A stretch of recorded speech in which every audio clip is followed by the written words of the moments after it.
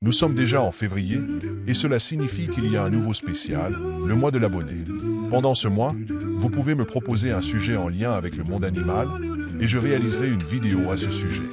Pour commencer, nous avons la suggestion de Ghostly Gamer, qui m'a demandé de faire une vidéo sur les scolopendres. Je vous laisse le lien vers sa chaîne et vous invite à me faire part de vos suggestions. C'est parti pour la vidéo. Les scolopendres sont un ordre qui appartient à la classe des chilopodes, communément appelés mille-pattes. Pour parler de cet ordre, nous devons d'abord parler un peu des mille-pattes.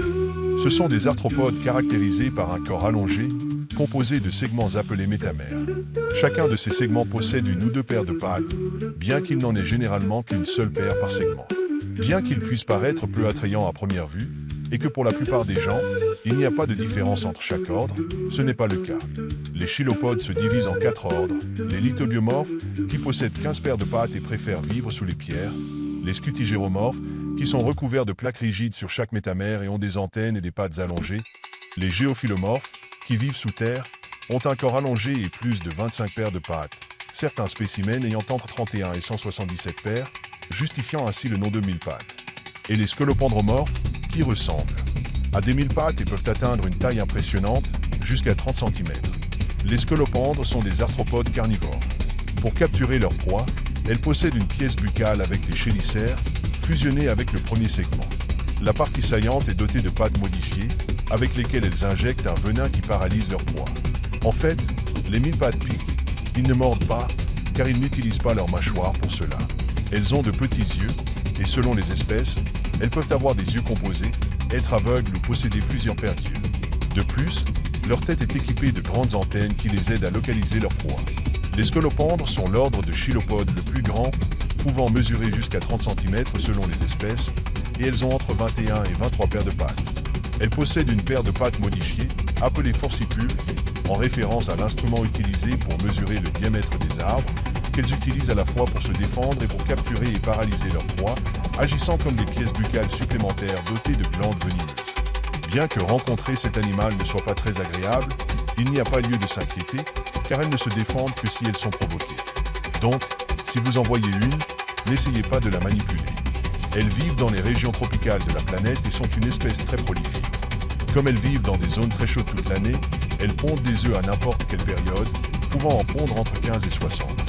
La mère veille sur les œufs, les gardant et les léchant pour les protéger des champignons. Certaines espèces s'occupent de leurs petits pendant un certain temps après l'éclosion, tandis que chez d'autres, les petits mangent la mère. Si elles sont dérangées, la mère peut abandonner ou manger les œufs, les laissant à la merci des champignons.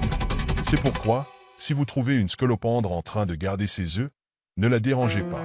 En grandissant, de nouveaux segments se développent dans leur corps, et avec eux, de nouvelles paires de pattes. Contrairement à ce que l'on pourrait penser, elles ne naissent pas avec un nombre prédéterminé d'appendices, comme c'est le cas pour de nombreux autres arthropodes, tels que les arachnides. Ces appendices se développent au fur et à mesure de leur croissance. Pour marcher, elles effectuent des mouvements rapides et coordonnés de leurs pattes. Pour accomplir cette prouesse avec autant de membres, il a été déterminé qu'elles se déplacent de manière rythmique en vagues alternées de chaque côté du corps, un côté étant contracté et l'autre étendu, facilitant ainsi le mouvement.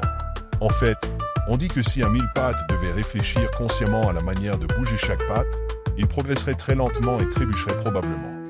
Ce sont des prédateurs qui se nourrissent généralement d'autres arthropodes plus petits, mais elles peuvent manger presque tout ce qui est de taille similaire ou légèrement plus grand, comme des lézards, des grenouilles, des oiseaux, des souris et parfois des chauves-souris qu'elles peuvent attraper en plein vol. Elles y parviennent grâce à un cocktail venimeux qu'elles injectent à leur proie, contenant de l'acétylcholine, de l'histamine, de la sérotonine, des protéases et un facteur cardiodépresseur. Cela leur a valu une mauvaise réputation d'être dangereuse pour l'homme, bien que ce soit plus un mythe qu'une réalité.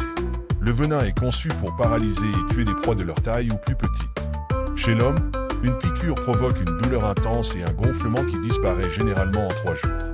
Cependant, en cas de réaction allergique, cela peut entraîner des difficultés respiratoires, une tachycardie et un gonflement de la gorge. Ces cas sont très rares, et le venu provoque rarement la mort. Bien qu'elles soient des prédateurs redoutables, elles sont aussi la proie d'animaux plus grands, comme des oiseaux, des reptiles, des amphibiens et même d'autres scolopendres plus grandes. En Asie, elles sont utilisées pour la consommation et pour fabriquer des boissons alcoolisées, à la fois pour la consommation et la médecine traditionnelle dans plusieurs pays du continent. La plus grande scolopendre jamais découverte est le mille-pattes géant qui vit au Venezuela, mesurant jusqu'à 30 cm. Elles sont de couleur rouge très foncée ou noire, ce qui les rend assez impressionnantes à voir. Cette espèce est très utile pour contrôler les populations de nuisibles à un niveau bas, aidant les humains à maintenir les maladies qu'ils transmettent sous contrôle. Alors, si vous en voyez une, ne la tuez pas, elle pourrait vous être utile. J'espère que vous avez apprécié la vidéo. Si c'est le cas, mettez un like et partagez-la. Si vous avez des suggestions pour ce spécial, vous pouvez les laisser dans les commentaires ou sur mes réseaux sociaux. Si vous êtes nouveau, je vous invite à vous abonner. Merci d'avoir regardé cette vidéo. À bientôt.